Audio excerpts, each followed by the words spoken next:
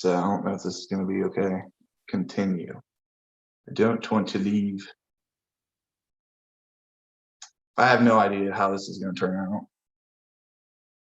So hopefully it works out good. Okay. Continue. Here we go. All right. We're live. All right. Welcome everybody. Scotty and D-Light. Oh, you're going to have to adjust your volume on that. But welcome. We're going to do a live stream. Hopefully this turns out well and doesn't glitch too much for you. I've got Lynda Light in the house. Woo, super excited. She's on her journey across America, getting out of her own way. Just fabulous things. Look at her. She coming out from the east and going to the west and turning into one of them sun goddesses out there. I mean, I almost don't recognize you. You got such a good looking tan. I'm telling you what. So without further ado, welcome, ladies and gentlemen, everyone tuning in across the universe. This is a quantum talk, kind of more of the pace that I wanted to get at the beginning. So here we are now, and we're going to get after it. So first off, Lynda, how in the heck are you doing? Everybody out there wants to know. How am I doing? I'm doing great. I'm, flying by the seat of my pants. Thank you for having me on here, Derek. I mean, this is really cool to reconnect with you after all this time, considering I stopped at your place first. You know, it's exciting. It's been a journey I never thought I would take. I knew I would travel one day, but honestly, I always thought it would look different. I thought it would be like, oh, lots of money, travel to this hotel, travel to this vacation spot or tourist attraction. I never really thought I would be out there just flying by the seat of my pants, not having a plan and letting spirit guide me the whole way. Like, it's crazy. It's crazy. So you've taken that like quantum leap, right? So you came here, you still had some pent up emotions. You still had all that things of, moving and getting out there on the road, leaving some things behind, taking care of that, blessing the family and getting them not to worry about you, right? That's the worst thing, people worrying about you. I know personally from experience, but so you put all that into concept and you start getting on the road here and you start, a couple weeks into it. What did it feel like finally getting out of your own way and accepting all this new energies? That's really great question, because you helped with that a little bit, because you actually shined a light on that for me to take a look at what was I doing. And I had to understand what the grid work was by moving the human body. And it was really about getting out of my own way, was actually getting more in touch with my inner self. It was knowing thyself, or getting to know thyself even more. So it wasn't like I was pulling myself out of the equation or anything like that. I mean, I was becoming the observer, you could say, is pulling yourself out of an equation. That's fine. We all need to do that and step out of our own way, but actually becoming more in tune with my inner elements, becoming more in tune with my 7D and above energy field, like literally feeling the vortexing of my light body. So I felt my Merkaba. Remember, I think I told you about this. I was driving like 75 miles an hour down the road, and I started to feel the Merkaba spin for the first time really intensely, like one pyramid going one way and the other one going the other way. And I was going, oh shit, not now. The energy's picking up, right? Right. And it was just like, no, please, because I knew the car would, I knew it would be like over. So I was like asking for help, and I was calling in my celestials. I was calling in my galactic team. I called in Melchizedek, and I'm just like, please, not now. And they reminded me that I had to ask for help because I have these like calcifications all over my body. And I was asking for help with dissolution, like dissolving them. And it was like, once the process started, they were showing me like, we can't just turn it back. Like, you're already in progress. You're going to have to go through it. But I'm like, calm the dizzies down. So one of the things I learned after leaving your place and going through Kansas and seeing Sarah, hey sister, like people like that. And then going down south to see Mel in Texas, I did a vision quest down there on her property. And in that vision quest, I got in tune with my elements, the earth, wind, you know what I mean? Exactly. Fire and air. Is just like, you start to really get intensely connected with them, where you feel that is in and part of you. And you feel that flow going all out through, especially the nature, I'll say nature kingdom, especially nature, but also the animal kingdom and the elementals. And once I started getting in tune with that really helped me understand the interconnectedness, that you get in your own way, but you're never really removing yourself from it. You're fully embracing and experience it more. So when you breathe and you feel the air blowing on you, that is your breath. Do you know what I mean? Do you know what I'm Exactly. saying? You're Oh, connected exactly. there. Yeah. Yeah. So when you connect your elements together, you become that fifth element, right? Frozen 2, shout out. But it was very interesting because you say that. So when you came here, it was an emotional thing, right? It was the start of the trip. There was a lot of emotions running wild. Kind of gave you that big emotional, energetic hug, put you up. We had a couple fun days. I was almost sad to see you go so fast, but Oh, I kept tuning into you throughout the trip, right? And I did notice that when you got down to Mel's, you got more connected into that 5D and that higher energy pulling up. So when I go to check on you, instead of seeing the emotional body, I was seeing the light body, right? oh, cool. What were you seeing? What were you seeing? It was like you were just sitting there, like you had like a magical fairy dust energy around you. You're just creating and playing with things and experiencing, right? You weren't really doing anything in particular. You were just like at all, like, oh, this is it. You were feeling into that energy. And I was watching that. That's so funny. Oh my God. It's funny you were watching that. Right. And then we fast forward to after you went to Shasta, and I zoom in, and like you've got this 7D presence now, and like you're holding this like garden out, and like, hey, when's everybody gonna come play with us, right? Because I think so many people get conceptualized into that 5D, they forget that there's actually a higher plane of existence, right? And obviously it takes a lot of work and dedication, right? Getting out of your way and connecting the elements to get to those higher planes. But to see you there holding space, saying, come on, guys, where you at? And then I also, I see how you were trying to also pull everybody together into that space and some of the resistance behind that and why it can't quite take the transformation that we want at this moment, but it's definitely been growing and getting totally magnificent. So how are you feeling after you pretty much got out of Shasta? About a couple weeks after that, what was it like for you? It was crazy, honestly, Derek, because I felt like there was no safety net now. This was like the next leap because it was, okay, I can make it to Shasta. I can make it to this journey, and I'm still releasing some of the 3D conditioning. I'm still releasing that stuff now. But when I left Shasta, it was like, well, training wheels are off. Where do you want to go? But when I say training wheels are off, I also mean lately in the last few weeks, we've had a whole nother shift where the training wheels are really off, like super mastership of our own field kind of thing. But when I left, I was thinking like, yeah, I could go anywhere I want. Right. So what do I want to do? And I kind of was, what do you want to be when you grow up? You don't always know. I kind of did. And I didn't know where I was going to land. I didn't know where I was going to stay from one place to the next, or even some certain nights. I didn't know where I was going to stay that night, but somehow, some way, something always came through. And I even got myself a hotel room a couple nights. I had enough I could do that because I had saved enough in the beginning and people had hosted me. And thank you all for hosting me so much because it helped me be able to figure out when I didn't know where I was going. I had the safety of being able to say, okay, I'll stay at a hotel and I need to decompress. So I did that in a few places. I camped at a few places. I stayed with people that are subscribers and soul family. And I'm still doing that now. I'm with somebody who's a YouTube subscriber and, shout out to Echo, and thank God she's here and extended an extra week to me. So I'm here for this is the longest I've stayed with anybody the whole trip. Nice. And I'll be heading out of here next week. So after the beginning of the month, I'll be heading out and don't know where I'm going yet, but the possibilities now are like, all right, I don't want to say endless. I want to go home and visit family. I am feeling a little bit of that homesickness, family sickness, want to see my family again. But I also know, and I figured out I'm not going to be staying in Pennsylvania.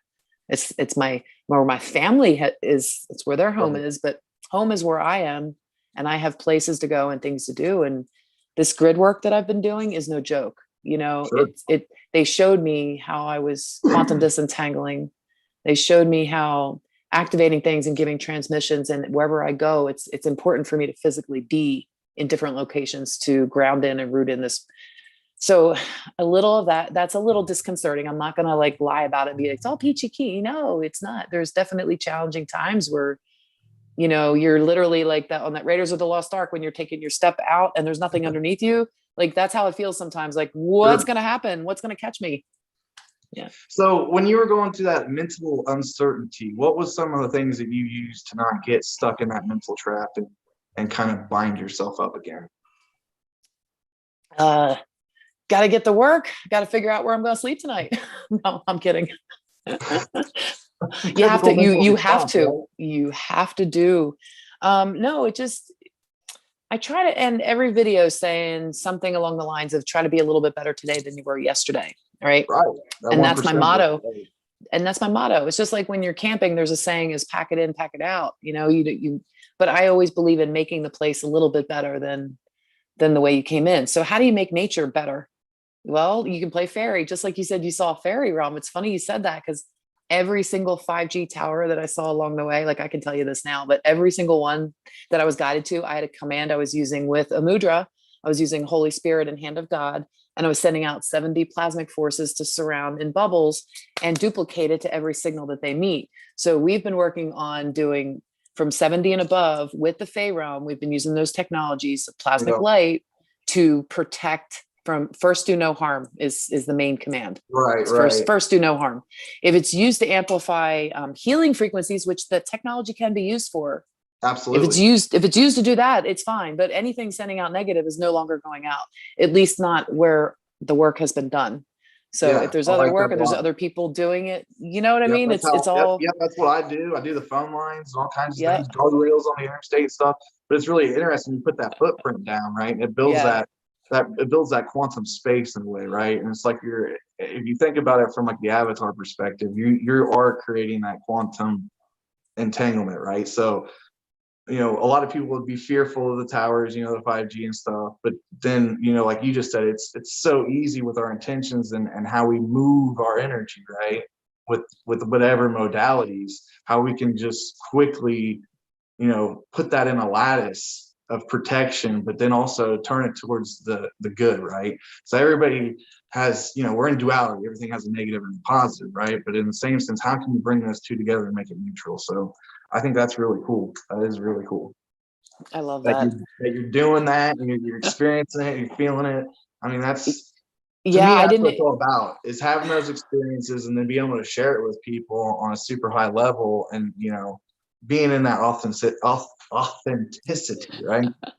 I'm glad you said that because it's like almost like when I tell people I'm doing grid work or whatever, like I'll explain it later because I know the conversation probably either won't come up again or I won't have to explain it because people don't really want to know because it's hard to understand what it is.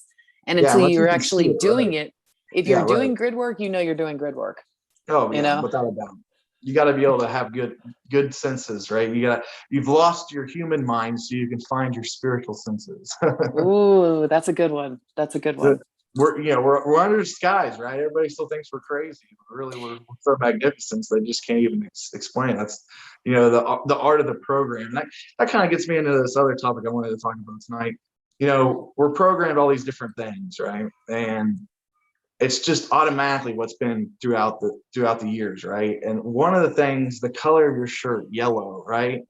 What do we associate yellow with? The sun. Yes, the sun. Solar plexus. But it's so weak sauce on how the program portrays yellow, right? It's fluffy and skin and girly. But in the same sense, you're right. It's the power of the sun. It's the solar plexus. It's power, right? And we don't call enough yellow energy sometimes into that magnificence of us, right? And so I work extensively with the colors of the energy, right? And the way the frequency moves, the colors create different bandwidths and also patterns that signify within the structure as the energy is moving. So I've gotten really good with blue, green, purple, you know, magenta, all those really high angelical colors. But when we get to orange, when we get to yellow, when we get to red, we can't get those colors up on a higher level to get them all to blend together to unify that whole quantum grid that everybody's working on. And for me, you know, I'm a blue crystal.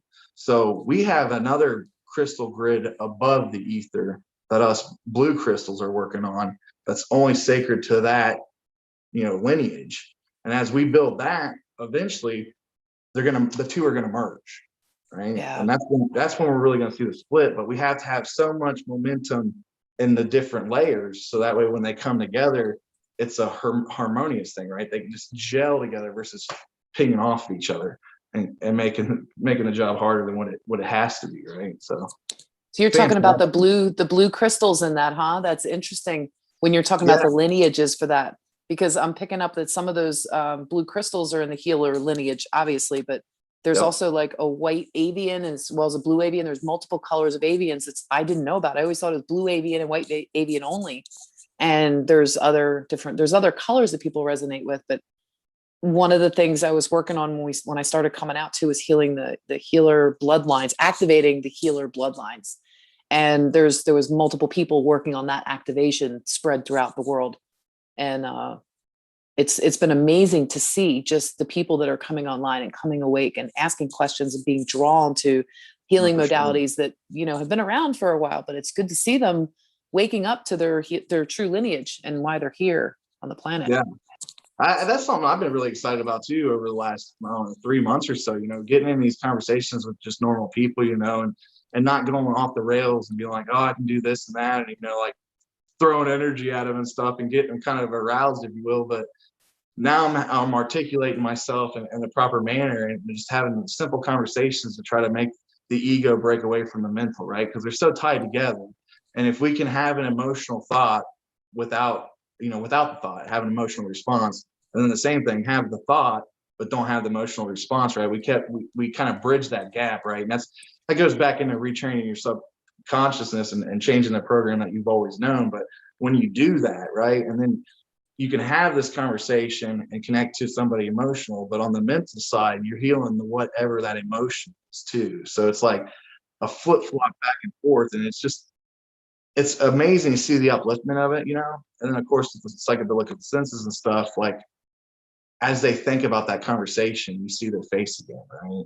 And then you can send them more energy, you can heal them more things. I mean, is there anything floating around their field, right? And you can kind of just do some work behind the scenes, just out of the gracious of your heart. But in the same sense, it's all learning, right? It's all adding to the bigger part and the bigger picture. So definitely been having fun with that lately. And it's really unique because I've gotten into some deep conversations with people that I didn't think would ever happen, and it's not so much about religion and spirituality, but it's just about life in general and what we were taught and the way that we would perceive things, right?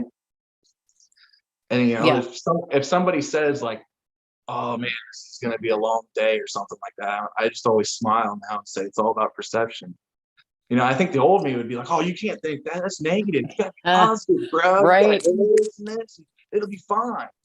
But now I've realized I can have that kind of energetical response behind the scenes, but then just keep it short and sweet to the ears so that the mind of that person doesn't scatter array it. Right. Right. It's so like you're not triggering anybody. That's like saying, have a blessed day. That's Exactly. one way. And that shows your evolution, right? But have you noticed too that people are not freaked out when you're talking about aliens anymore? If you say the A word, or you're talking about ET this, or look, we're on ET TV all the time. In case your viewers don't know this, we're constantly broadcasting. I mean, we're constantly being monitored. So, if you think you're being a little bit better today than you were yesterday, but today you cheated on something and only you knew, you did that. Like, you are monitoring yourself, but you're being monitored. So why not behave in a way that shows that you're, hold yourself to that higher standard, yourself. Exactly. And I see people like more waking up to that. They're more, it just seems like the integrity on the planet has risen. I feel like I'm tuned into, I don't know why I'm tuned into that, but I've always held myself to a high integrity level. And I feel like I'm attuned to feeling that. So I'm sensing this whole shift that we've gotten into. It just feels like more and more people are willing to admit that they don't know, like something's not right here. Like, this isn't Kansas anymore, and I'm not really sure what it is. So being willing to suspend their disbeliefs about things. Now we just have to get them to suspend their beliefs as well. We'll be okay. Yeah. Oh yeah. It's always about the BS. And I'm not talking about the bull butter. I'm talking about belief system. Yeah. But yeah, it's funny because the hill has eyes, right? And people want to be like, well, I got to do this and that to my cell phone so they can't track me and monitor and listen to me and everything. And it's like, if you realize what kind of tracking and monitoring they do without the device anyways, right? So, when we step into nature and we connect to the elemental kingdom like that, we become one with the animal kingdom, right? That's all a reflection of ourselves and the organicity of this beautiful planet, right?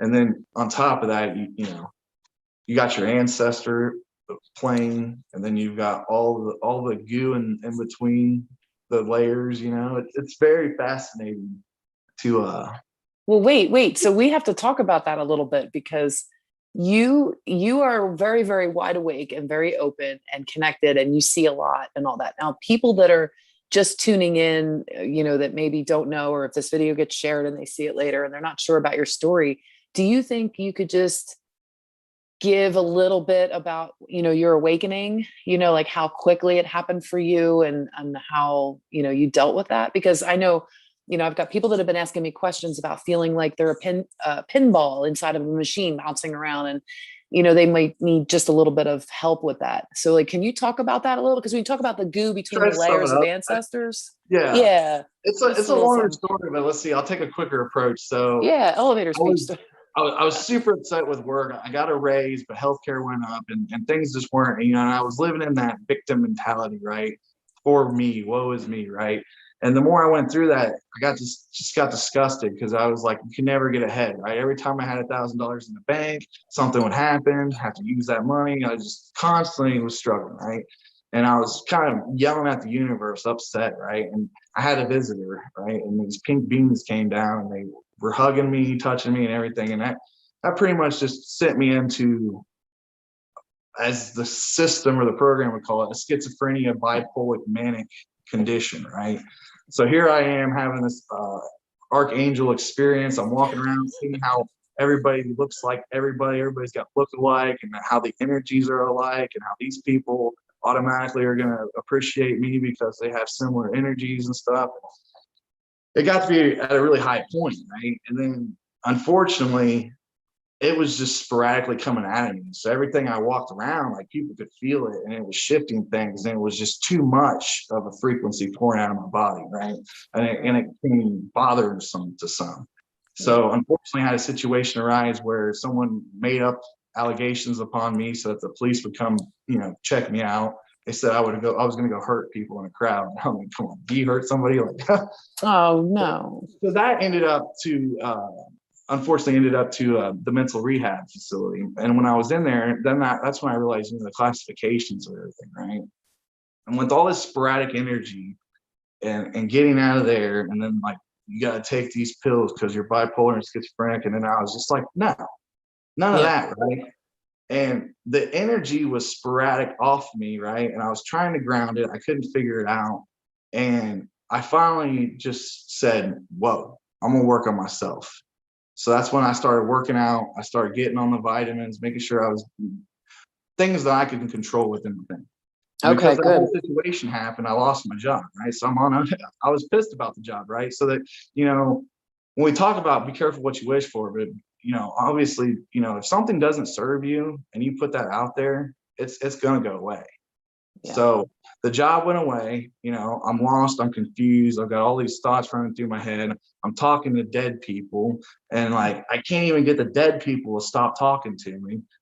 Why? I'm just trying to have a conversation with my wife. It's like I got millions of thoughts and voices in my head. Like, so what I do, I started getting into the meditation, but really what saved me was crystals. Okay, and I'm a crystal being to begin with, but working with the crystals and having something to suck the negativity from coming into my field, right? Having something to ground more energy into my embodiment, right? And then eventually it was opening up my heart. Now, it didn't come fast, but it did, right? And I was hearing other people's higher selves. So I get in these different Zoom groups, and I get in these different Zoom rooms, and I'd have these conversations, and they're telling me one thing and their higher self's telling me another thing. So it's like they're so into that belief system, but their higher self's telling me no. And then, of course, I'm like the ticking time bomb at that time. So, like, I'm going to call them out. I'm like, well, that's not what your higher self's saying. And then then it's like fire versus fire. Watch out. Oh, so boy. I went through that. And what it really took for me was understanding that everything is energy, right? Understanding how our thoughts dictate our reality, right? Our thoughts control our energy. Our thought is an energy form, right? So when I broke it down and got scientific like that, then I was really realizing how I can clear these thoughts and emotions instead of processing them, right? And then it got to a point where it's like, when's enough enough? You know, like, how much seeking am I going to have to do in order till I get it? And that's when I got it, because I quit seeking and I just stepped into it. Oh, wow. This is me. This is it, right? And when you step into the energy and you claim it, right, then you quit being a bouncing ball. Because right now you're having this thought, this is right, I want to be a healer, and then bam, you're over here like talking to dead people, and bam, you're over here, it's like, what's up, higher self? And then you're down here and you're like in the underworld. Right. The chase you with a gun, putting you back into fear, and it's like, I don't know what to do. Well, that's a great explanation of it too, because you're describing how you're bouncing all around, but also you just kind of step into it and become all of it at once. You just allow it to happen. And if over here needs to sit down and take a back seat, you need to talk to over here and say, hey, listen, sit down, because you're the boss, you're the master of the field. Like that's the inside, right? Here in the voices, here in the inner aspects. And the outside of the field is the vortexing. It's the wind, it's the elements, it's everything that your technologies with your hand mudras are connected to. It's all that plasmic stuff. It's what the thoughts become manifest as. Could be the wind, it could be fire, it could be earth or water. I know I'm bringing the elements back. I think too, what really helped me too early on was connecting to the palladium energy. Right? I have a strong palladium lineage, at least 3 different life forms, if you will. And one's like a dude that's like a fighter guy who's got the pretty cool spaceship and everything. And then the one's a sister, and she's kind of like, just the perfect version of a female in a society, right? And then we got Mother Mom. And Mother Mom is like the 7D, got the wings, is the angelical, right? So connecting all that, being in the blue crystal, that helped turn my blue crystal heart on, right? And once that really happened, I'd already accepted the fact that I am God, right? I put that I am God presence in me, right? So that'd be another good thing for someone who's wondering, I'm bouncing around. So what are you claiming, right? What are your affirmations? How do you speak to yourself, right? Right. You are your worst critic and your biggest judger, but in the same sense, those thoughts and those beliefs are pushing the levers that's kicking the ball around, right? So I didn't have I worked again for another 6-7 months. And then I worked myself out of a job. I went in there and did such a good job, pretty much flipped the place around, got them up in the profitability. They're like, on-time delivery was 33%, got it up to like 89%. And it was just bringing people together and bringing the morale up, really, and then doing a few things mechanically to the machines as the engineer. But I stepped back, and I was still having that kind of wishy-washy. And I stepped into that presence, but yet I'm still having a hard time controlling it. What I did was, for 5 days, I did not have a thought. And if I had a thought, if it was just one thought, I'd take my bracelet off and I put it to my other hand, right? And no thought for 5 days. And it was very easy. And then I kept that going with the intentions. And so your subconscious, when you get around somebody, you're like, for whatever reason, that voice in your head is like, that person's fat. Nope, change the bracelet, right? Because then I'm putting an action, an emotion tied to a response of an energy, right? The thought, the energy. So as I'm switching back and forth, it's like, all right, now go 21 days without moving that bracelet, right? And the more and more you do that, you're breaking your subconsciousness from hitting the lever, right? So now if you're not hitting the lever and your subconscious isn't hitting the level, you can kind of come back into the middle, right? And then you can dissolve in yourself and really find the inner temple. I love that bracelet. The friend of mine who she knows who she is, who recently wanted to get out of the SARI program. And she was, I would say in need of help or something. Or so a little assistance I offered. I said, how about every time I catch you saying sorry, because I had caught her a few times. And she was like, I know, I'm not. I'm like, how about every time I catch you, you'll give me like 5 squats, or make it 3 squats. So we wound up doing 3 squats every time she said she was sorry.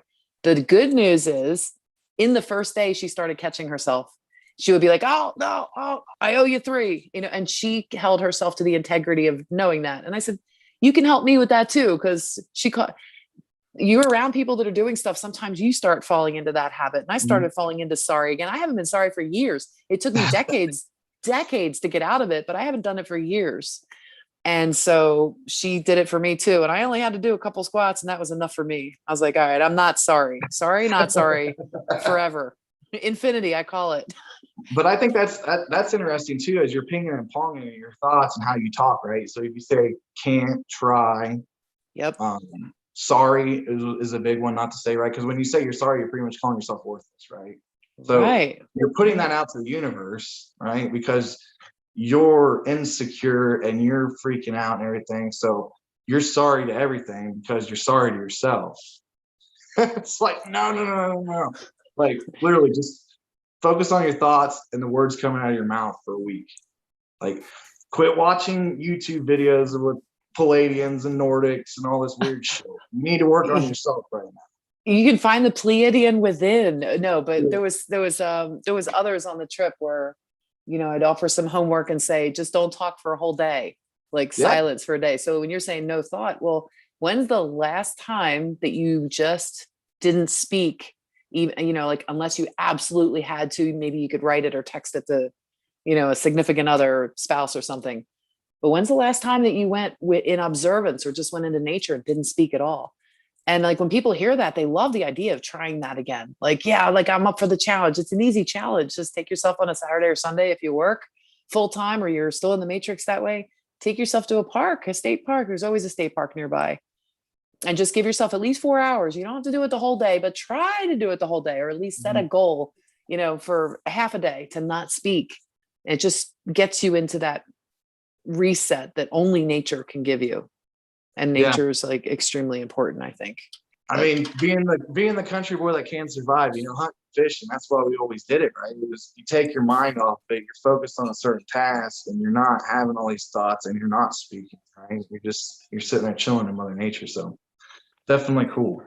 Yeah, I'm getting a lot of that time. Yep. I know, right? You come here and you literally look like a Nordic queen, right?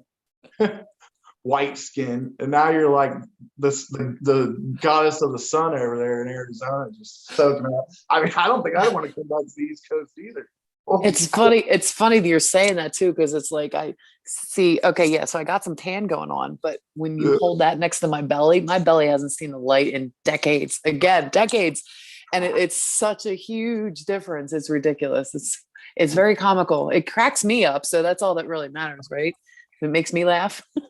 Yeah, it's fun. Tan lines are always fun. Yeah, well, I started with a farmer's tan, so I had to work my way around that. I had to get the farmer's tan gone. Kind of funny too. So I went and did blood work, right? And I hadn't had blood work done since I kind of lost my mind, right? I got checked into the hospital. And what was interesting, when I got checked in the hospital, my white cell count blood was off the charts. And like a couple other things were super high. And it was like the body was repairing itself, but it was also stressed. So when I went back this last time and did the blood work and went to the doctor, and he goes, "You're low on vitamin D. You have SAD." I'm like, "What?" He's like, seasonal affective disorder. Yes. I'm like, "But I don't feel sad." You need the sun. That's what he was telling you. Yeah. So he was saying, you can pretty much stand outside naked for an hour at full high noon and you probably still wouldn't get enough. So obviously vitamin D is a big thing. And I think for all of us light workers, we could probably use some supplement of vitamin D, because when you don't add the vitamin D, it takes away calcium from your teeth and your bones, right? So you got to give your body what it needs, or it's going to start degrading itself from other places. And I think that it all kind of came full circle to me, especially, over the last couple of weeks, I've got my teeth clean and I did the blood work and stuff. And, we got to trust modern medicine, but we got to use our discernment, right? Yeah. Because the technology's there and it can really help us and show us some of the things that we are deficient in, right? And some of the things that we can help, and obviously if you got a cavity, you want to get that fixed, right? So, right. And the dentist, he made a comment. He's like, "Wow, you've had very little dental work done, because I've only had, I think, 3 or 4 cavities, right?" That's good. You're not a big sugar guy, huh? I still have almost all my wisdom teeth. Well, everybody's Almost different. all. And I drink a lot of water and stuff, so I don't know what Yeah. exactly accumulates that, but I do know, like, I grow plaque faster than a lot of people. So, they got to pick that stuff out. But if you go every 6 months, it's quick and efficient, right? But if you ain't been in years, that plaque's really building up below the gum line, right? And Right.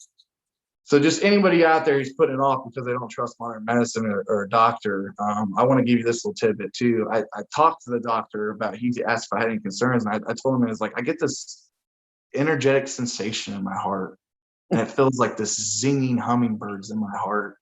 And I can just feel it radiating out of my body. I was like, is that normal, doc? He's like, well, it can be. And he's like, does it concern you? And I was like, no, it feels really good. But I just don't know if it's like signs of a heart attack or a stroke or something. And I was just playing with him, right? And he goes, well, does it happen when you exercise? And I was like, no, not really. Only when I'm in the proper thought. He goes, well, I wouldn't be worried about it. It doesn't happen in exercise. Because if there's something like that, he says, anytime you got a heavy heart rate going, it would hurt like that. I'm like, okay, so keep doing it. He goes, yeah, you should be fine. So That's so funny. About that conversation was he had a nurse in training, if you will, or a doctor in training, and she was picking out and putting down exactly what I was saying, right? Mm-hmm. And it wasn't like unfamiliarity, right? Right. So it tells you more people are going through this, right? But the whole program's divide, right? You can't talk about it because you don't want to tarnish your name, right? You don't want to give the family a bad name. So I think it's really funny. The more we talk about these things, right, the more we have these expressions, and like I was talking about earlier, just simple conversations to kind of trick the emotion and mental, to kind of free up space for that person to allow better and new creative things to come in. More. Even more. Yes. Yeah, more people are waking up. It's happening. I mean, this last week has been crazy. How you been feeling with this last week? Oh my God. Yeah, I noticed a big shift on Monday and Tuesday. So Wednesday, I pretty much do all my good healing, like for the collective and stuff. I kind of pinpoint that to Wednesdays. That's just my day. But Tuesday's always a mental day, right? And the mental was very clear. But I got done with the session. I was pretty charged up. And I was seeing very good. I was like, well, I'll dip into the collective and do some healing, because that was right, in the right at the full moon area right there. And there was a lot of death and deceit, right? Bones and just these weird, fearful things that had entered back into the collective consciousness of that higher collective consciousness. So it's like, obviously more people are coming up, but they're also bringing that with them, right? Oh, that makes sense. Okay. And to be able to identify it and start working on clearing it and stuff, and then really getting quantum entangled with it and seeing who's the players, right? What's the source? When you realize you are a source, you want to track everything back to source, right? Because if it really goes back to source, baby, it's sexy, but most of the time it gets in that undertow, if you will. Yeah, lots of people are definitely waking up. I'm feeling it extra positive. I mean, in 2017, when we had that lunar eclipse, that was on my birthday, August the 21st. And I pretty much put that intention out there before I was really even super awake, saying this is going to change my life. It's my birthday. Wait, that was the solar eclipse, wasn't it? Oh, that was it. Yeah, the solar eclipse. Yeah. Yeah. Yep. Yeah. Because I saw that outside. Yep. And that did. I mean, that was me stepping over the threshold and really stepping into becoming a healer, right? And becoming a healer is really what I wanted to do, right? My hands started turning on, and I was getting really good at the Reiki and like pushing energy through people and giving them that ease of relief, right? Removing the book bags off and getting their energies all going. But what's funny is when you become the healer, how much that heals trying to become the healer. And then opens up all these other pathways and avenues that also need to be had with need to shed light on them. So my heart's just like vibrating thinking about that. Oh, that's funny. I've been getting some fluttering. I've been getting some interesting fluttering. It's funny that you said that, because I was getting it on my arm right here. On my ink. Oh, nice. Peace. Yeah, so I was getting some spirit was touching me, but it was funny. because a couple people in the spiritual communities that we know have been saying things over the last few days about feeling like Mother Earth moving or feeling one with her or different things. There's been a couple things that have come up. And yesterday, or was it the day before that? I don't even know what today is. Is today Friday? Yeah, today's Friday. So I think it was either yesterday or Wednesday. Anyway, one of these last 2 days, I felt this incredible feeling like the constructs around me were so not real. And it was like I could feel them breathing with me, but they were kind of fluctuating with my, and then of course the heart races a little bit. And I'm like, whoa, okay, calm down, breathe. Just sort of like with the reminder coming from spirit is your training wheels are off now. So calm the field, and they keep reminding me, calm the field, because it's literally like it can vortex out of control and you can feel that wobbly feeling. Or if you're in motion and you stop, you can feel all the energy going behind you, like as if people were running behind you and all of a sudden you stop really fast and they just slam into you. That's kind of like what the energy vortex not the vortex, the motion feels like. It's like an inertia thing, but nothing else follows the rules. When you stop, it keeps coming at you. So like it can really knock you off balance. And actually I've been figuring out the balance of that field, my field, through most of this trip. I'm still trying to figure out the balance, but I'm getting good at it. I'm getting better at it. And you're going through all these different turbulences, right? And densities. Like you were in LA. How did LA it sucked. I mean, I love LA. Like it was beautiful, but the densities, the quantum entanglement, it was like almost like I was only there and to do a little bit of work, but then I was also there because a close friend of mine told me while I was staying there, she did a session on me and she was like, you need a rest or you're going to burn out. And all the information, she did a whole on session. And then the next day we had this channeling. It was like from Michael Love, and it came through the Pleiadians, but it's like that Pleiadian that speaks to Michael Love was the same Pleiadian that was talking to my friend Sherry when she was doing the session on me. Hell yeah. Same Pleiadian. And they channeled the same. It's almost like Michael Love was getting his download the same time they were doing the session. It was so freaky how in sync the messages were. But she was telling me I have to, that's why I got a hotel for a few nights, because I had to take a break. I didn't know how to come out of creator mode. I didn't know how to come out of like work.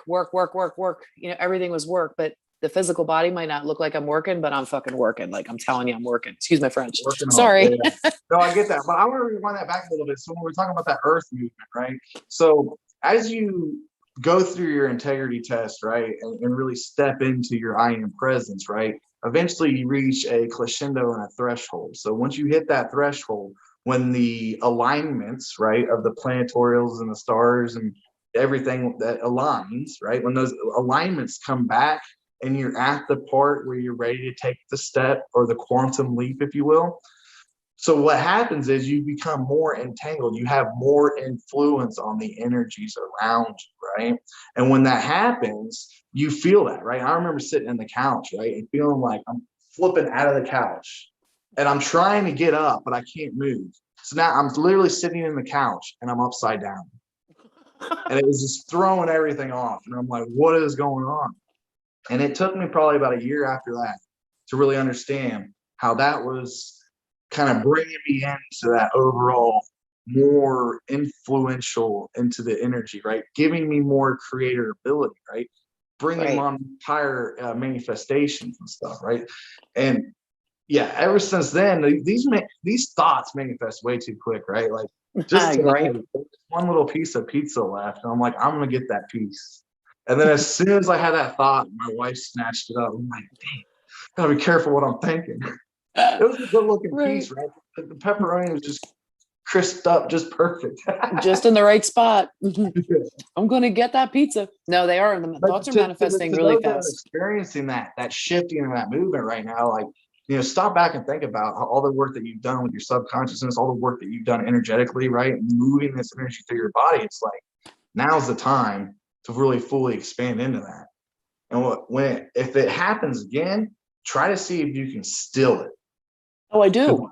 I've done it. I make it still, and it's literally like I'm frozen. Like everything is just quiet. Like even if the fan's running, you can't even hear the fan. It's just everything goes. It's quiet. Dead quiet. You're right. And then also, if you notice too, in those moments, you're not breathing. You actually are suspended without breath, I and you didn't don't think need to breathe. When it stills like that, quantum moment, everything just shuts. And it's like an infinity in that moment. It's incredible.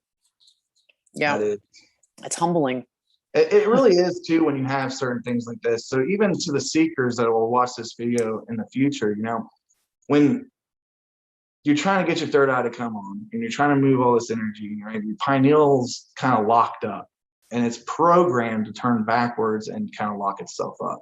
Obviously, fluoride in the water, everybody knows the drill. But when you hear that, you know what I'm saying? When you're in meditation, you're putting energy into your third eye and you hear it crack, right? Nothing, that's the experience that knows you're on the right track, right? And for me, after it cracked, it was like probably a month or two later, then I saw the flash, right? I've seen people talk about the flash and they're like, oh, I thought we got nuked. And there's so many fear stories about the flash. But what I'm here to say is the flash is the pulsation from the universe within your pineal gland. It's telling your cells, let's go. You know? And if That's somebody great. relates that to a fear, you know, in that aspect, you know, higher self, God's trying to bless you with these gifts and abilities, right? Gave you the tool, and then you put a spell on it, right? And we might not see that spell until we get into a session, right? And then I bring it up and they're like, what even made you bring it up? I'm like, that's what's holding you back. They're like, no way. You know, and then we unquantumly entangle it and let them set it free, and then, you know, off to the races we go, right? Get back on the bike and ride. Nice. Are you doing sessions now, D? I'm on suspension. Like I'm not doing them right now because I'm traveling, so it's too hard. But are you, I mean, I would do them in person, but are you doing sessions? Are you offering them for your clients? Yeah. Good. And obviously as I mature and come more into my adulthood spiritually, right?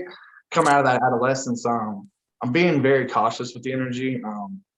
If somebody's chakras are flat, they're not spherical, right? They're 2D.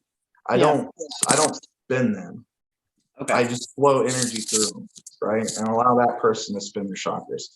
And now, obviously, a lot of people have had Reiki work and stuff, and their chakras are already kind of in a 3D motion, but some spin backwards and some spin right. So just wrapping that energy up. And then if I see that the person has been doing the work right and the chakras are clear and aligned, then we can kind of bust out the crown and go do some of that higher work. But when I first started doing it, I just want to take everybody on the Galactic guided tour, right? Like, right. It's so fun ripping you out of duality and having you see space and understand what space is and understand the freedom and the feeling that your body feels 20 pounds lighter, right? Now all of a sudden you have no thoughts. Like you can't even think if you want to. It's like, what is this place? And it's like, oh, it's the void, you know, whatever people call it. To me, it's just getting out of 5D. You're getting out of the ethers, right? And then obviously once you're up there, now you can heal from an energetic perspective. You can go to a higher angelical, like a 9D, maybe up to like an oversoul perspective and get some really huge guided healing. But it's happening to that aspect and all of that, but it's still getting channeled down through you because of the crown connection to your light body that's outside of duality. And now all your focus and awareness is in your light body. So that's what you're feeling. That's what you're experiencing. It's like this body right here is still here. I'm still breathing, but I'm experiencing everything out there. And always got lost in that, right? And then the more I bring it back in, you know, it's really important to focus on what we're doing here, right? Learning how to articulate ourselves and learning how to flow with the energy and use it in our advantage for the greater good, right? Because just by doing certain things puts you on different trajectories, right? This hair. Oh my God, this hair. People think I'm like, keep growing it. You got it. No, keep growing it. Oh, keep growing it. No, but when you were talking about when you can go and get a higher healing in the angelics and everything, I just wanted to say too, when people have had meditative experiences and they've gone through being in places like that, and then they come back and start doubting whether they were ever there, it's because you're not in that division. You're not in that frequency. So when you come back into this body, you're bringing as much of it back as you can, and you're trying to drink as much water to sew it into your body. You're trying to take that experience and live forward with that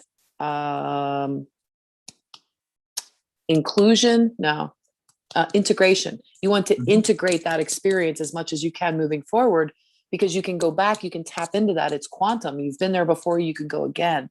But people say all the time, like how good it feels and how peaceful they feel and how, light and wow, wonderful. And then the next day it's like they forget. And, you can wake up and you can choose, get up and go to the bathroom, and then come back to your bed for a minute or whatever. Like try to start programming. If you have to get up for an alarm, get up a little earlier and spend that quiet time in the morning with yourself, remembering where you were going, because you're always going out and about. When this body is recharging its battery by sleeping, your consciousness is out and about. So, why not work on like remembering where you've been? And I'm doing that too. I'm actively doing that again. Because when I left, I decided I'm not going to dream journal. And I've been dream journaling since I was 20. So it's been many decades now, several decades. And then I decided it was just going to be too much to bring another notebook and dream journal. So I intended not to, but now the dreams are coming back again, like fast and furious. So like, I'm going to have to go get another notebook and start another journal on the way, because they're coming again. But the dream world it's full of experience. Like you said, when you take somebody to the angelical realms, like they're experiencing that. They absolutely are experiencing. It's like they're bilocated. Oh yeah. And you can trilocate and, quad locate and all that, but like locating, going to the angelical realm and being present in your body, you're allowing your consciousness to go while your body's still here. And, you take that experience back with you into the body. So literally when you guide someone in that healing space, you're helping them create that healing for themselves. You're self-empowering people. I mean, it's amazing. Yeah. It is an honor and a pleasure. And I'm absolutely blessed. I never would have guessed I could do this in a million years. The more I put myself out there and the more I experience, right, I learn, it brings in more things. But so when we talk about going out of duality, we're talking about going off the charts on the recordables for baseline energies, right? So most people are around 50 to 200 on their baseline, right? And we can use meditation and some Reiki and stuff and kind of slowly work that baseline up. But I know for me, what was a big thing when I was first starting out was getting that piece of Molabite, right? I waited till it was a divine time, and it finally just came in as like, okay, now's the time. And that piece of Molabite, by carrying it every day I still carry it every day. I love it. But by carrying this piece of Molabite, what it did is it brought that base frequency up, right? Nice piece of Molabite for anybody who doesn't know what Molabite is. That's beautiful. But the Molabite sits at like a 420 to like a 450. So if you're baseline at like 100 and you take this piece of Molabite, it's going to give you anxiety. It's going to shake your world, because you're trying to vibrate up to get to that baseline, because that's what the rock wants you to be at, but you're not ready, right? So if anyone works with Molabite and it's kind of giving them anxiety or giving them hot flashes or uneasiness, so stop working with it then. Right. So no, that's a good point. So if somebody's working with stones and they're feeling a lot of anxiety, then maybe put a nice little cloth, like a scarf or something, just cover up the stones for a little bit and see if that doesn't help. That's a great idea. I didn't think of that. And I would say radicalized tourmaline, like tourmaline inside of crystal quartz, because it's pressurized at that point. And then you get the higher frequency of the quartz, but then you get everything that's energetically pulling on you gets sucked into the tourmaline. Okay, so use the tourmaline. All right. I love black tourmaline. That's one thing. And I'm making these bracelets. I just ordered some radicalized tourmaline inside a crystal quartz that's in a bead form. Nice. And I'm going to have these protective bracelets, because I've realized through the sessions too, enough's enough. Some of these people are getting bombarded by energies that they're not even asking for, right? Right. And because it's sending them into this mental chaos, right? It allows, and they feed off it, right? That it happens more frequently, and the person is like trying to stop, and they're worried, and they're getting freaked out, and then it just amplifies it even more, right? So if we can make these crystal bracelets, right, and put intention and infuse them for that person, and now they've got a shield. Now they don't have to get ping pong by their subconscious, even that as well, because the crystals can work on the subconscious as well. So I'm really excited about getting the rest of those crystals in and making those bracelets. So that's going to be a game changer. It really is. And even if you're subconscious about wearing the bracelets, right? Like you don't want people to see them stuff, you can wear them on your ankle. Yeah. Or just carry it in your pocket if you want. Nobody's even got to see it. But the best thing about the bracelet is it's got the circle, right? With the neomagnetic hematite in there, it creates that vortex. It creates that field of protection. But then you also have all the elements, right? And then you get the master of the elements to construct it for your game plan, right? Perfect. Because everything happens in divine timing, right? You're in the right spot at the right time, whether you believe it or not. Right? Yep. So once you accept that, and now you got a program bracelet that's going to help you stair step your way forward instead of sit here and water and wait for spirit to figure out when you're going to take that next step. You just start stepping one foot after the other, you know?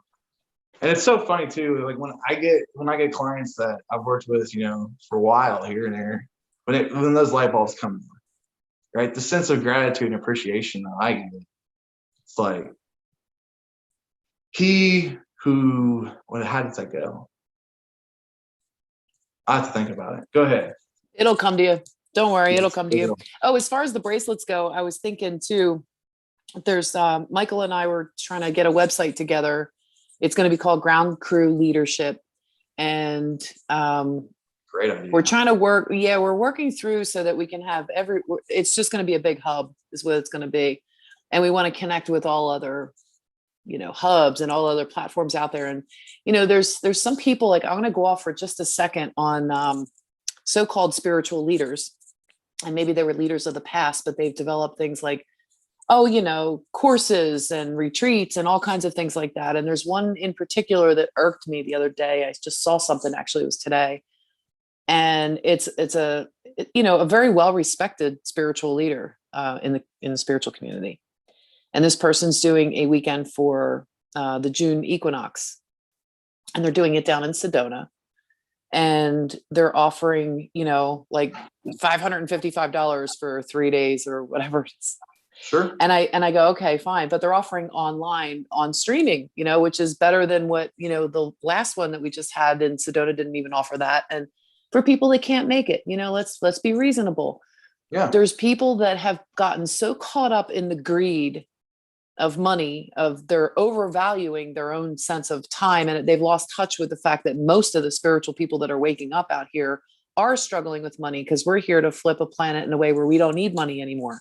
And we're going to need money until we don't. We still have to get through that.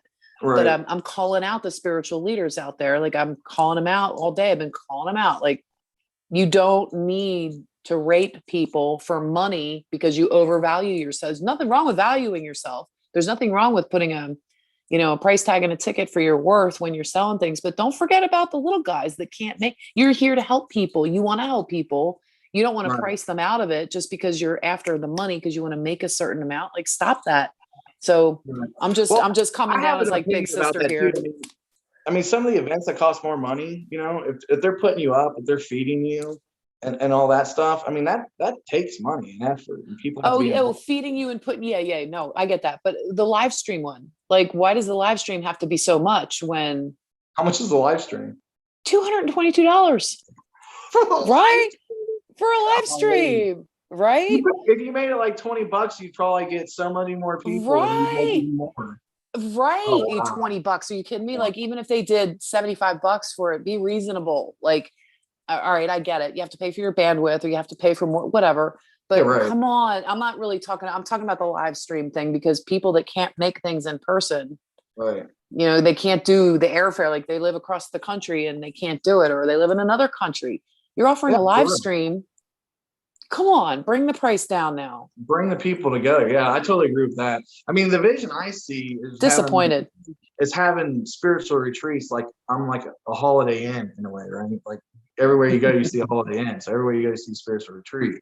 And then they would have events there, you know, and it'd be just like going to a retreat in Florida, like I did and get on the beach, right? I mean, you're paying for the hospitality, you're paying for the location, you're paying to get the room and all that good stuff and the amenities, but in the same sense, just a little bit extra.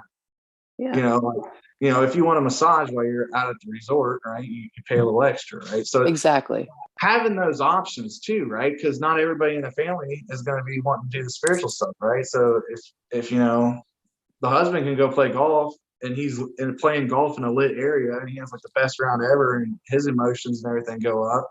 And it might not be a spiritual thing for him, but spiritual things are happening to him, especially because the wife's Right. connected through the heart source and she's getting lit all Yes. day. And then they Right. come together for dinner and it's magic. It's magic. Well, see, and I'm not opposed to any kind of, like, when you're going to a retreat, like if you're going horseback riding and getting massages and all that kind of stuff, of course that costs money. Like, Right. I'm not opposed to any of that. In fact, that's great. I would love to, you know, be part of one someday. That's amazing. And not everybody's going to be there. And I get that it's not for everybody, but I know from someone who's always wanted to go to one and could never afford it. You know, I've chosen this life to not experience those things, or, you know, to experience the lack end, because I'm also here to remember that we're going into a place, and we come from a place where there is no money. It's energy exchange. There's exchanges. Right. So like, you know, as time's going on and people are exchanging things, I see spiritual communities all over where there's spiritual things happening all the time. And where you live, like, you can walk out your front door and walk into your community garden if you want to. You can go for a hike if you want. There's always a yoga or meditation class going on somewhere. Like, I see the Tai Chi and I see the spiritual living and freedom, you know, all these communities after the healing. I see, like, I share that. I share that. And, you know, and that's why I haven't been making very many videos and stuff. So I've been on the grind myself, you know, to bring this abundance in. I know it's already there. You know, I'm bringing it in. I'm doing all these different modalities, you know, and I'm stepping into more of that CEO leadership type in the corporate world, right? And I'm just a tiny ways away from owning my own business. And once that starts happening, then we're gonna have the funds. But here's the thing, it's like you can't just give it to somebody, right? Because the trials and tribulations that got you to where you're at help build your character, help improve things on your journey, right? You know, if you just take money and give it to somebody, it's just going to amplify the things that are wrong in your life and maybe force them to drugs and stuff. So how do you release the money? We can give people the opportunity, right? Okay, maybe you just like to cook. Well, come cook at the resort. Maybe you just like to clean and be a housekeeper. Come be a housekeeper. You know, that's right. But you're also living in a sacred space, like you said. You got the community garden, and there's all these abundant things to do around you that keep you connected to spirit, right? And then your job is still a job, but it don't feel like it because you're doing what you love. You can do easily, and the support and the energy around you, right? You're not working for somebody who's like sitting there. Yeah. When you gotta be done, you know. Yep. You're pretty much working for the entity of the spirit of that place, right? Because each place is going to have its like native spirit, if you will. Excuse me. And obviously, you know, you judge yourself the most. You are your own worst critic. So who can manage you the best? You. But, you know, there's obviously got to be intervention and checkouts to make sure everybody's doing awesome and still living in their passion. So from a leader and a very outspoken person and a very full, wide open hearted person, I can see it happening, no problem. Right. Yeah. And it's just getting it off the ground. And obviously we got these cryptos, we got all these different modalities, you know, AMC, it popped today. The Projects for Humanity, the Zim, all of the, there's a lot going on, and many different sources where it's almost like we're in humanity is in the middle of this area where there's dams all around us, and they're starting to leak all around us. That's a really good point. The dam's going to lift everybody up. Everybody. I don't care. And you know what, though? Lynda, here it is. Everybody's sitting waiting to get lifted up. They need to go find their passion and punch a hole through that dam. The goddamn dam. Soon as they punch a hole through, we got more water coming in. Yeah. You know, some of these people are going to be lifted up, but we need action, right? We need courage. We need integrity, right? Self-discipline, right? Sitting here in victim mode with lack mentality, where are you going to be in 10 years? Right. You know? And I feel for those people because I've been there, right? Just 5 years ago, I was low. I'm going to never get ahead, you know? Well, like you were saying, these things, you never would have the lessons unless you needed to learn them. So you can't just hand somebody money. No, you can't. But also humanity, like there's certain, I think, generations of people, especially the young ones that are being born now, that don't have those lessons. They're not going to need those lessons because we're going to have this shit cleaned up by the time they get older. Exactly. And they're not going to need that. So, yes, maybe my generation needed it more than your generation, or, you needed it more than your kids' generation needed it. So like we're doing the cleanup work, they say, cleaning up the lineage from our ancestrals, past sins of the father's father, blah, blah, blah, but we're also doing it so that we don't pass it on to our children. So it's like I used to say, we must be a really dumb generation because we had to learn from our parents as children. And now we also have to learn from our kids as adults. I'm kind of on the thin tilt, but no, you're right. Your kids do teach you a lot, and you thought you knew more than your parents did. That's funny. But I look at regenerative agriculture, right, and bringing back the beauty and the nature. So I've been on this property for 4 years. We've done some things with the garden. I remember putting my first tomato plants out 4 years ago, and not seeing any worms, just this reddish clay, nasty tomatoes didn't really grow that good, right? Right. And this year when we went out to plant, I had wood chips. I scraped the wood chips back, nice black soil, and just tons and tons of worms. Yay! It's like, what a transformation just in 4 years, right? So if we think about that and the regenerative agriculture, there's people out there in the city who want to leave the city and come out and do that regenerative agriculture. They might lack some funds, or they might lack a little bit of knowledge, but they're really into it, right? So for me, thinking it from a CEO standpoint, right, of an organization, bring these people together. We need as many regenerative farmers as we can get, right? And if that's where their passion is, and then, okay, you do it for 3 years, you build a relationship within the team that's there on that property, right? Maybe you want to venture into something else. We're going to support you, right? Because you're still bringing back to the whole.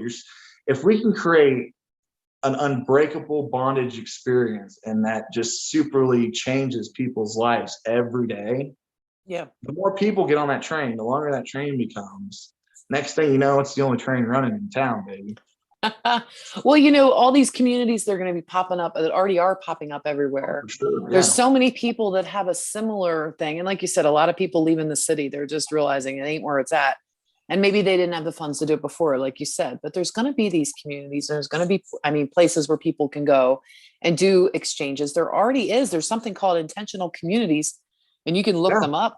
.org, they're all over the place. 40 minutes down the road. Yeah. Right. And the thing is, you look at them and the old programming kicks in for older generations or people in the matrix, and they'll say that sounds like a cult. Yeah. Okay. Well, look, if I bought a big old piece of land, and I said, anybody can come and live there if they want, but you got to contribute to costs. So, like if my monthly cost is like, say, $1,000, or just to make it real easy math. And if somebody comes in, one person comes in, well, 500 a piece. Well, if 10 people come in, it's 100 a piece. You just kind of do the math for basic things. So if everybody's contributing to cover, it's a lot less. And yeah, if they have it listed on intentional communities, it doesn't make them a cult because they're not asking you for your money. You're contributing. It's just a different way of distributing your money for your rent or your utilities or your food or your whatever. You're doing a work exchange. So maybe you're not getting paid to work there. But like you said, if you're contributing 11 hours, you're not paying rent. You might just be contributing towards your electric or your Wi-Fi or whatever, if you happen to have that. Right. So, there's really good things for these communities. And if people come there in a tent because they don't have anything and they're homeless, let's say, and they show up in their tent and they live there for a little bit. And then let's say the project is, let's construct construct an A-frame, whatever. So you construct a tiny home for somebody, eventually you put whatever, as these projects go on, it's like people you're helping other people build theirs, and then they're helping you build yours. And right. You know what I mean? Right. So you're creating that energy. You're using currency to create a huger mechanism that can pull in higher currency. Yeah. Right. And that's truly the vision that I'm on. I'm seeing it. Obviously, it's like a 5-year plan. Don't happen overnight. And there's a lot of stuff for me to go through. Right. When you come into that business mentality, that CEO mindset, you know, there's intimidation, there's a lot of yang energy and stuff, and to come at it from an open heart is almost impossible, right? So how can you have some of that and put it all together? I'll tell you, sister, it's been amazing to see, just in my short time from coming online and doing the work and doing the sessions and learning, and just, you know, getting out of those loops and getting out of those thought patterns and stepping out of lack into abundance, right? Like, I haven't had that I can never get ahead feeling for like 4 years, and it's so relieving, right? That's awesome. But there's still people within my community and with it around me, right? And that's very much so how they feel and the way they perceive. So Yeah. Well, you know, when you said when you're talking about currency, you just triggered a memory that when I woke up from one of my dreams, and I was telling you earlier, I'm having them more and more now. And one of the dreams, they were telling me straight up, flat out, that the currency is your chi. It's your prana. It's your energy. It's your life force. It's the Holy Spirit. It's not money. And currency, we always look at in exchange for your time, for your work, your whatever. No, it's your energy. Your energy is the currency. It's love. It's your energy is that plasmic, unconditional love. And the more you have of it, the more people want it. And it might seem like they want your time. Oh, they want my time. They want to be around you. They don't even know if they're looshing off of you or not. But people, like, generally, like if you're on the phone with somebody, say in your family, or you're talking to a friend on the phone, and you both feel good when you get off the phone, that's a good thing, you know? Yeah. And if you feel tired and they're feeling happy and good and you're tired, then chances are they loosed off you. But sometimes we allow that for family because we love them, or sometimes we allow that for friends because we're helping them. But right, dude, we have that unlimited supply, and sometimes we just have to learn how to say, I need some time to myself right now, or whatever. And that can be a lesson. That was a lesson I had to learn, you know, before I even started this journey. I had to learn the boundaries, and a lot of people are learning boundaries too. And but anyway, currency, you made me think of that. The currency is your life force. It's your life force. Yeah, and you're right. And it's your life force. And then the more you get better at building that life force, the more currency you can put out, right? And when the more you're putting out, and it's more purified it's becoming, now your currency is coming out, right? And whatever you send out, what comes back tenfold, right? So if you're swooping and swiping and just blessing people and doing things that you really shouldn't do, but you're doing it just because why not, right? Like, that brings more currency and energy back to you, right? I got one of those. Did you just say you really shouldn't do that? Sometimes. You shouldn't just randomly bless people for the hell of it. I mean, tell me why. Sometimes it's if you amplify certain people, right? Oh, I see what you're saying. Right. Well, I always send it to their higher self. I never hit somebody directly with a blast of a blessing. Unless, of course, maybe they deserve it, but you know, always send it to their higher self. Like, all right, anybody who's listening that doesn't like quite get that, definitely send it to the higher self and let them deliver it down. Yeah. If you send a high frequency charge through somebody who's not ready for it and they're in a very depressive state, it's only going to drive the depression higher. So, or they get paranoid. Yeah. Oh yeah. Dude, I'll never forget. I used to just amplify everybody in the store and stuff, and like people would start shaking. I could hear their higher selves like, "Dude, you gotta go shit. Like, get away from this guy. Like, get me out of here. I cannot be by this guy. He's gonna make us evolve." And there's higher selves up there that unfortunately don't want to come along for whatever reason, and you know, it's very interesting. It is, but it's kind of hearted, you know. Those people, you're starting a ruckus up there, D. You're starting a ruckus up there on struggling 8D. With energy. Now I got nothing but love. We'll make it right. Nothing but love. He's kidding.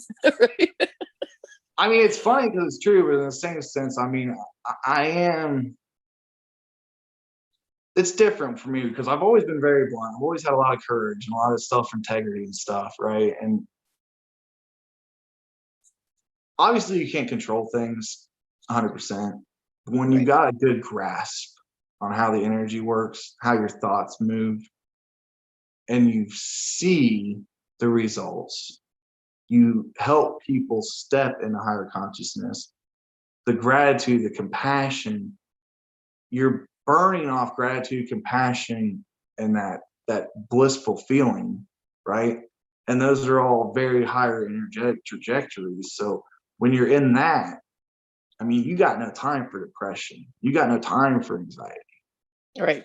And when you spend so much time in that, it's hard to not get full of yourself away, right? To not be, what is it?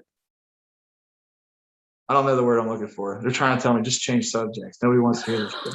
It's like, duh. But it's true. Well, you know, you want to bless people, but you don't want to invade their space because you don't want them uncomfortable. You don't want them becoming that ping pong ball or pinball. You know, Right. you don't want to do that to somebody. But so all right. So my trick with that is I hand it over as a daisy. That's my thing. I hand over flowers, and the flower is full of the energy packet of the gift that I'm giving. And if I don't surround them with a plasmic ball, because if you're going to send it to their field, you better send it in plasma so that it trips around the outside of their aura and can work its way in, instead of just shooting it right through them like, oh, I'm going to send this to your heart. No, don't do that. Don't bless people with a straight plasmic blast. It's not nice. Oh, this has been great. So Yeah. hopefully for people out there on YouTube that this is worked out and we didn't glitch out too bad and they could actually understand what we're saying. If it is, we're gonna obviously, from Guiding Delight's perspective, we're gonna have to do a lot more of these, not just Lynda, but all of our beautiful sisters and brothers across the world. I got the 5% battery left. So is there anything left on your mind? And if you go off, I can go back to the computer. It'll just be a different angle. Oh, no. I'm good. I mean, this was great. I'm glad you wanted to do this and we got together and, you know, just catch up with you after the journey. Cause like I said, you were the first stop along the way and it's just coming back full circle. So I just want to thank you for everything and all your help and your assists and your energetical assists. It's awesome. That's great. I want to thank you for being a fine specimen. Just doing my job. Just doing I was going to say kiddo. Oh my God. I was going to call you kiddo. I feel like it. I feel like I'm 10 right now. Holy cow. Oh, But no, so it really is a blessing and an honor. And I'm so humbled because I see where I'm at right now. Right? I'm only 32 years old. Right? Like I've got so much more opportunity and to pull away from depression, anxiety, and stress. Right? I've had it all. I know what it feels like. But to get out of that, right now, I'm not creating those cortisones. Right now, my body is like healing. Right? I've crossed thresholds, and everything that ages you is no longer in my belief system. It doesn't come into my field. Of course, it'll trickle in every once in a while here and there, but that's a different story. And we transmute it very fast, so it doesn't, leach on anything. But to get in that state, right? How empowering is that? Yeah. And we talk about money and wanting to do all these other things. Get to that state, yeah, then everything else is going to happen. Yeah, and keep doing this. As a beacon to say, let's go, let's get you there. Shake things up a little bit. Let's go. Yeah, keep going, D. Don't stop. Don't hold back, man. Keep going. People need to hear what you got to say. And obviously, it's so much better to have a back and forth conversation because, like you said, I said some things that brought up conversation. You said some things that bring up conversation. So this is very good, very good. And I got exciting news. Well, we already talked about the bracelets, but I also found out Starlink is going to come to my area in fall. Starlink is that internet that runs through the satellites. Oh, really? And it's like 200 meg, and right now it's like 2.5. So it's going to be a game changer. Wow, that's great. I'm gonna go from like DSL to city internet. D, I saw those lights. The last video on my channel, or a video or two ago. It's dark. You can't miss it. I saw it and it looked like there were ships coming in, but what everybody's like, it's Starlink. So I started looking, I'm like, all right, that kind of looks like what I saw, but man, the first couple ships that came in, there was like 9 to 12 of them. There was like 3 and then 6 more. And it all moved like one ship. It was like one big ass ship. And then the whole trail, but they were coming in like this, like they would move like this, and then they would start, and that would be like, and then it would, so like this one's going in, like it was coming in from somewhere. because they were coming from somewhere they weren't being launched up from the ground. They were just coming out of nowhere, like they just arrived from a portal or a Stargate. That break over the horizon, right? And the sun's brighter when it's or bigger when it sets. I think it's some kind of illusion like that. Yeah. All right. We saw it here last year at the campfire and saw them. And 3 nights in a row. It was crazy. I saw them earlier. Was it about 2 weeks ago? And there's definitely more of them. There's more. You did see him 2 weeks ago too? Okay. Wow. Yeah, like the couple nights in a row? Yeah, you were out here. You understand there's no light pollution out here. If you get in a place without light pollution, you can definitely pick them up. But they do. They look like tiny little stars that are moving. Trip you out. It's crazy. And then to see a whole parade of them and you're like, really. Dude, this is crazy. And so 2 nights in a row, and I finally got 2 witnesses on the 3rd night, and they saw the same thing, which was the big ship in the beginning. It's like all these lights all completely together. And then the Starlink ones after that, it's like parade of lights or whatever it was. It was crazy. I mean, I'm not super thrilled with the fact of putting more space debris up there and stuff, but in the same sense, they're up there as high as the stars, right? You got to connect to that to get to the internet, right? In a way. So you're essentially sending your currency, your energy all the way up to space and back down just to watch a video. That's not all it's for. If you really think it's just to provide free internet for the entire world, I mean, right, look at they're gonna be spying on me some more. No, I don't think it's spying. I think that they're used for other tech for like, we've been in a state of protection. There's other, and hopefully it's not nefarious. Hopefully it's for a higher level protection that we haven't had in a long time. Definitely. I hope. Well, here's the thing. If it's not benevolent, we'll just make it benevolent. And what better way to do that by signing up and being one of your first to be connected? Yeah, there you go. Get into the system, D. Get it in there, right? I love it. That's the whole thing with the crypto and everything else. Like, some of it don't make sense. Get in, learn it, make it make sense, and then all of a sudden you'll realize how it all ties back together, right? Yeah, that's great. So when are you're going to be able to get it in the fall? That's what they said. Yeah. It's kind of pricey. You got to pay like $500 just for the unit that picks up the service, and then it's $100 a month. Really? That's not free internet for the world, right? What the hell? Free internet for the elite. Oh my God! I guess somebody's got to pay for the third world country's internet, right? Somebody's got to pay for it. Right. Oh well. I had so much fun. We got to do this more. Me too. I know you're about to be off the road. Yes, I'll be off grid. Like most of update. Yeah, most of June I'll be off grid. I'm going to be at the Grand Canyon for a little bit. I'm going to be up north in Montana towards the end of the month, but in between different places I haven't really figured out yet. I might go to Tim Leary's place down by Tucson, but we'll see. Looks like your video just went out, so I have no idea if I'm still on here, but if I am, I'll just say peace out. Girl Scout, love and light. It looks like it's still recording. Oh, well, I don't know if I'm still on or your YouTube or not. I'm here. Okay, good. The phone just died, but I'm still here. Okay. Well, I didn't know if you were still on your YouTube or if it bumped you off of there. I have no idea. But anyway. I got it all on the computer. It's still good. All right, cool. You just don't get to see my pretty face now. You're called Light Vortex on this one. Yes, the Light Vortex was created. I'm glad to bring that up just to talk to everybody about the YouTube. And so the Light Vortex was created for everybody to join a sacred space and to be able to intertwine their currency into a harmonious balance, right? I went into several chat groups and several different occasions, and some of the energy can be sporadic and not such harmonized. And what we did quantumly with this light vortex is it's got a sacred number when you call in. As soon as you call in, you're pretty much giving permission to higher source to interact and put you in the level you need to be at. So it's almost like a whole clearing takes place just as you call into the light vortex. It's very neat how we set up. We've been doing this for about 1.5 years now. Nice. Really good results. Yeah, I think I popped in on a couple of your calls. They went pretty late too.